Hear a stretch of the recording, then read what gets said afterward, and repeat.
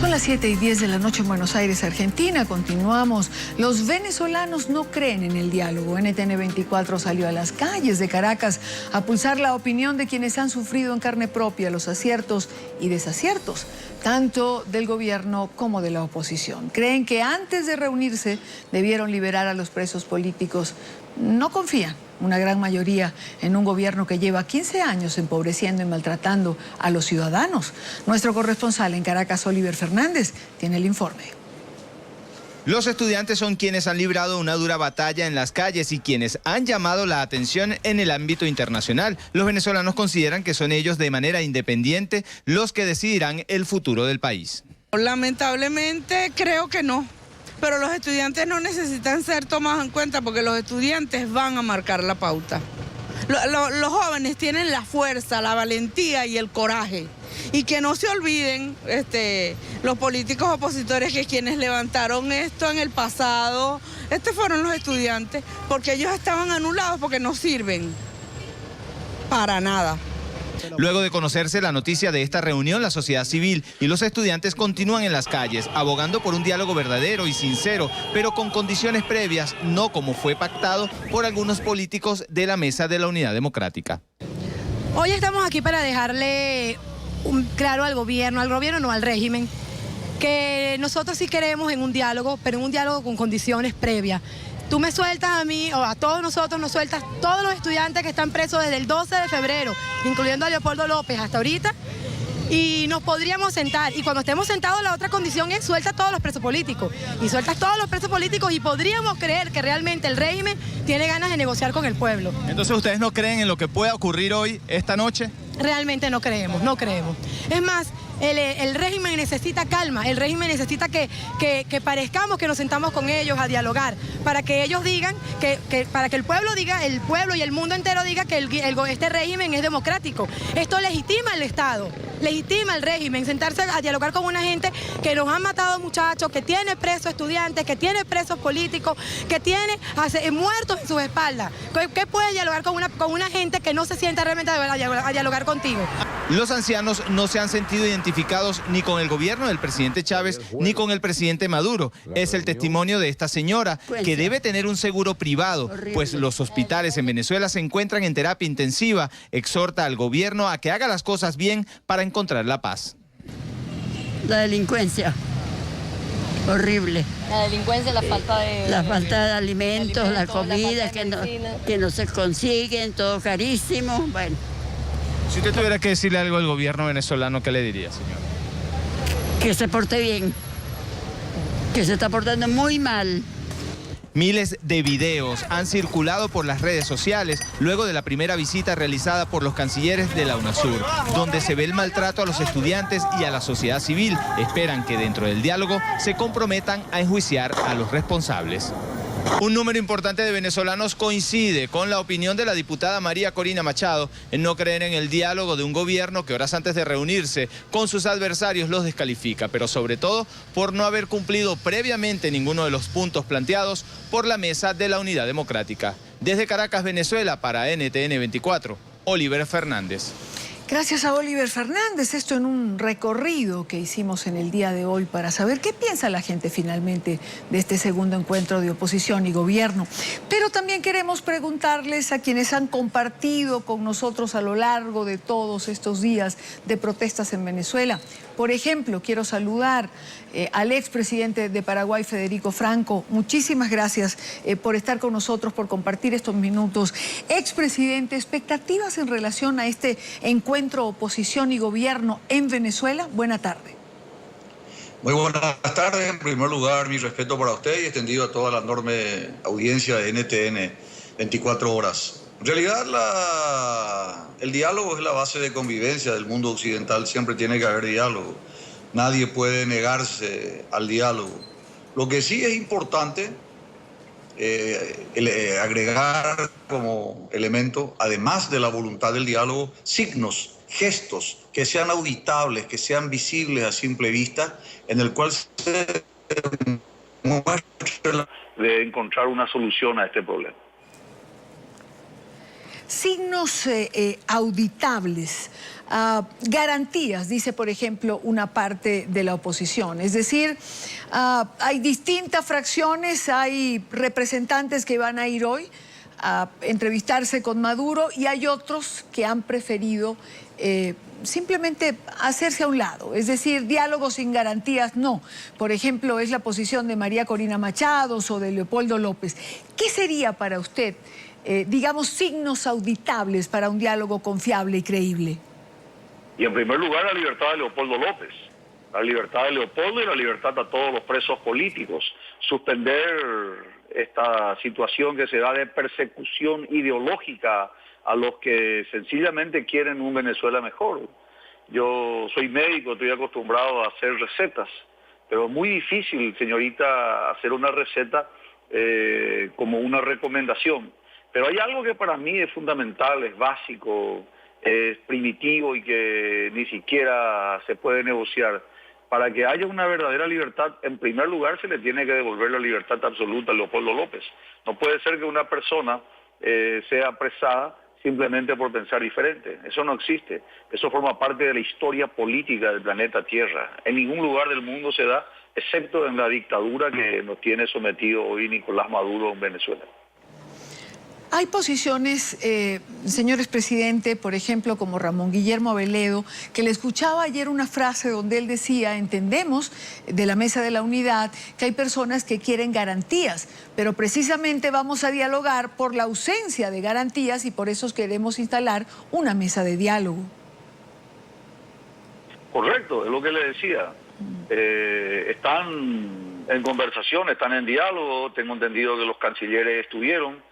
La actitud de los cancilleres y por lo tanto de los gobiernos de América en particular me pareció muy tibia, absolutamente tibia, no conducente con la realidad por la que está atravesando Venezuela.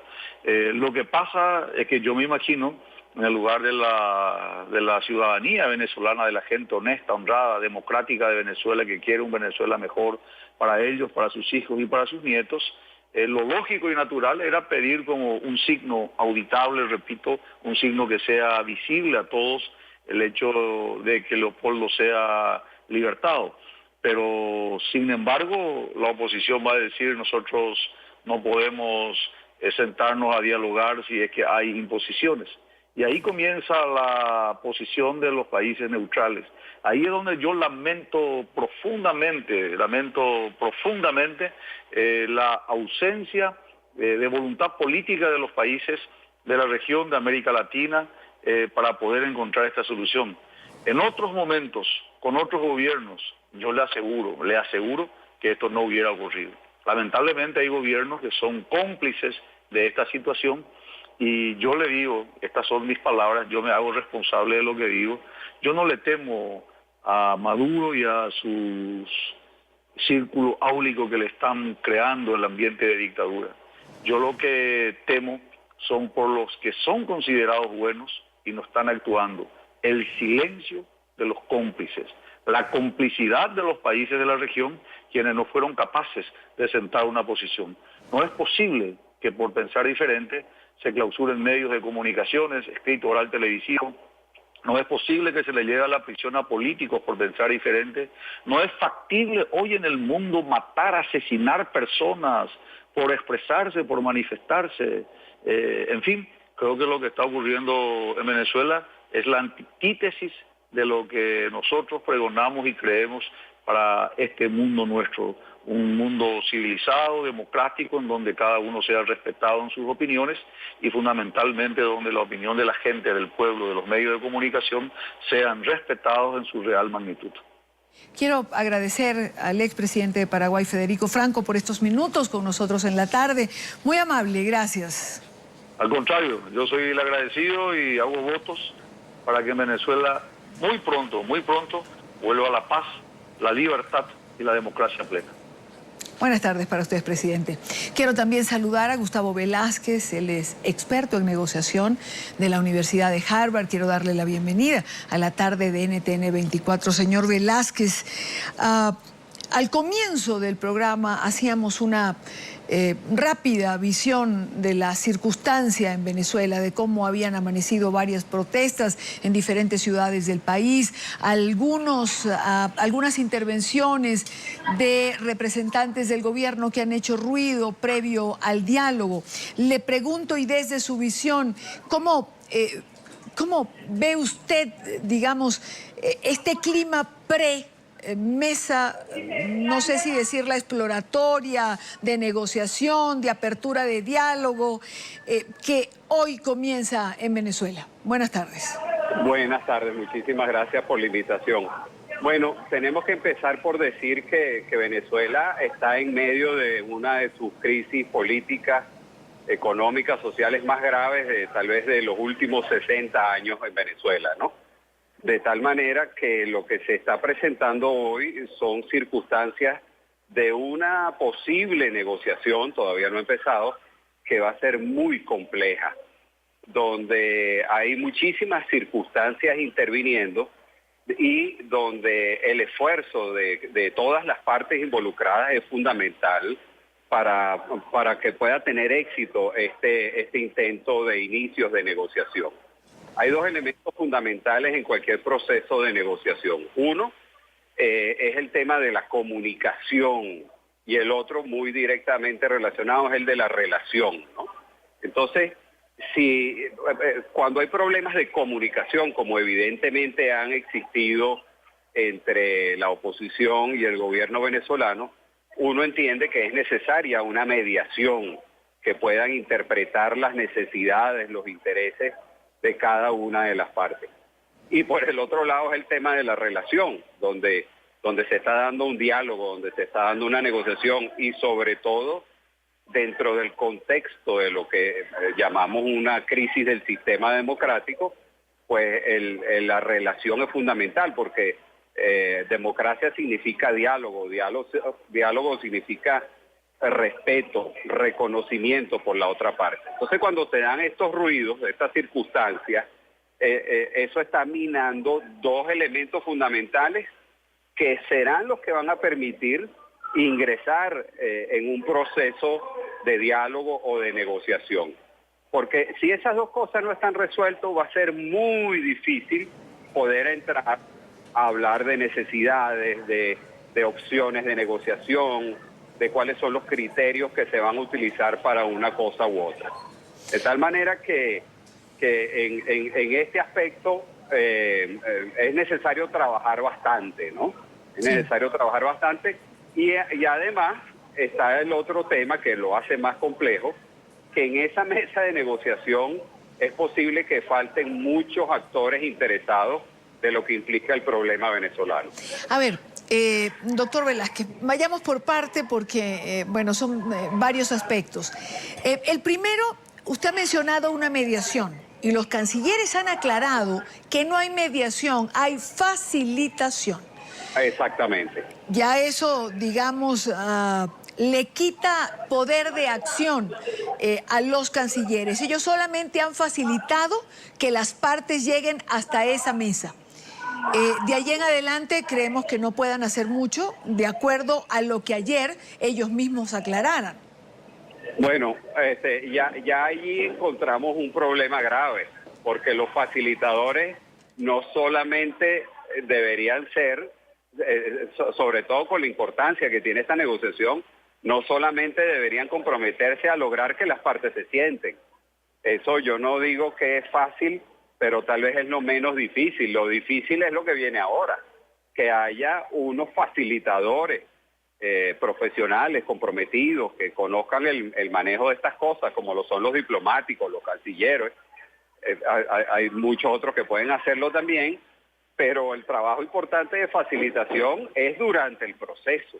Es decir, sentarse a entender de parte y parte cuáles son esas necesidades, esos intereses que tiene cada uno y lograr ponerlos de manera muy clara sobre la mesa.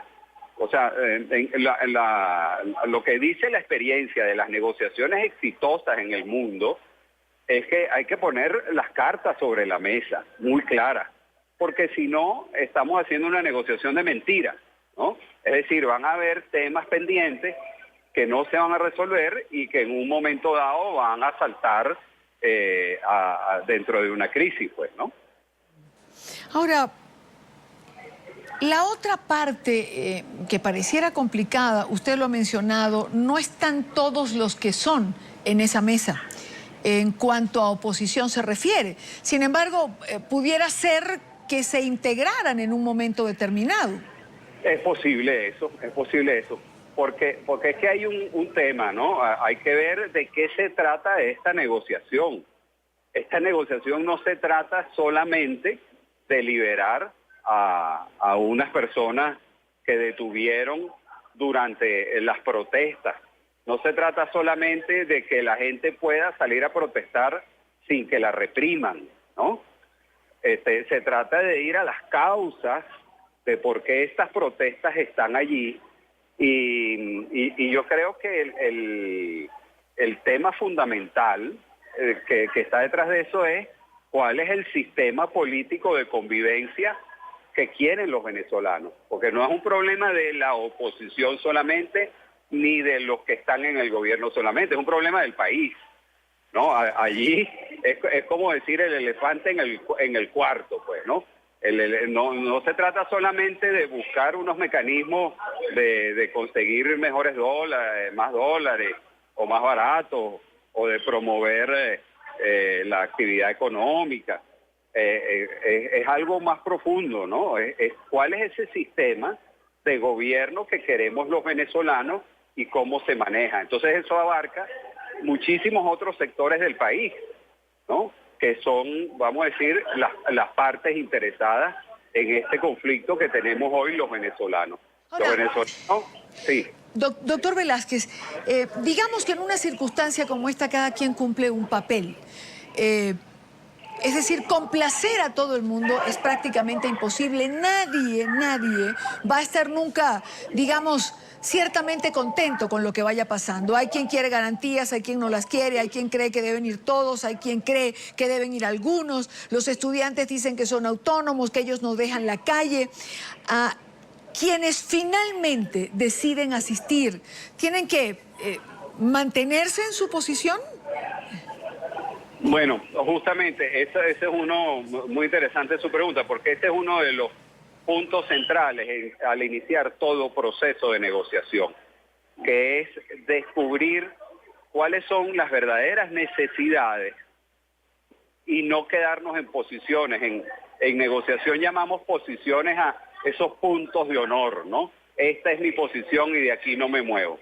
Bueno, muchas negociaciones en el mundo político, comercial, empresarial, no avanzan porque la gente se queda en posiciones. Hay que descubrir cuáles son esas necesidades, esos intereses que están detrás de esas posiciones. Es decir, cuál es la necesidad o los intereses de los estudiantes, del gobierno, de los militares, de los empresarios, de la gente común en Venezuela, que es la mayoría. En eso es que hay que trabajar y hacer ese esfuerzo. Para eso son los facilitadores. Tratar de entender cuáles, en profundidad, cuáles son esas necesidades de cada uno de esos sectores de la sociedad, ponerlas sobre la mesa, ver dónde están los puntos de coincidencia, generar soluciones creativas, y allí sucede lo que usted está diciendo. De esa combinación es posible que salga una buena negociación. Tal vez no será el 100% de lo que todos desean, pero lo importante es que toquen el fondo de las mayorías, de las necesidades de las mayorías. ¿Qué quieren las mayorías en un país? Bueno, convivencia, gobiernos transparentes, alternabilidad, respeto, transparencia, equidad, de tal manera que son temas de mucho nivel los que realmente deben discutirse en esa mesa. Y uno se pregunta, ¿están esos actores allí presentes en la capacidad de resolver esos temas? Porque sin duda el diálogo en una crisis es un paso que hay que dar. Por ejemplo, claro, en Colombia, aquellos acuerdos que se iniciaron o aquellos intentos de diálogos, de conversaciones de paz que inició el presidente Pastrana, muchos los criticaron, pero era un paso que había que dar, ¿no? Claro, yo creo, doctor Velázquez, que, a ver, yo me quiero quedar con esa reflexión suya, porque es una pregunta que muchos venezolanos se hacen, bueno, y fuera del país, digamos, la comunidad internacional también se la hace. ¿Están esos actores en capacidad de poner todos estos temas sobre la mesa, los que interesa a la mayor parte de los venezolanos? Pues ojalá y así sea. Quiero agradecerle el que haya estado con nosotros en la tarde. Muchísimas gracias a ustedes y mucho éxito. Muy amable. Vamos a hacer una pausa en la tarde y regresamos con más, pero antes una noticia corta. El movimiento estudiantil ha informado a través de las redes sociales que este jueves 10 de abril saldrá a las calles con el fin de protestar en lo que ellos han denominado la Gran Marcha de la Luz por el futuro de Venezuela. Los estudiantes pidieron a los asistentes llevar una vela a la concentración para encenderla y pedir por el futuro de la patria venezolana.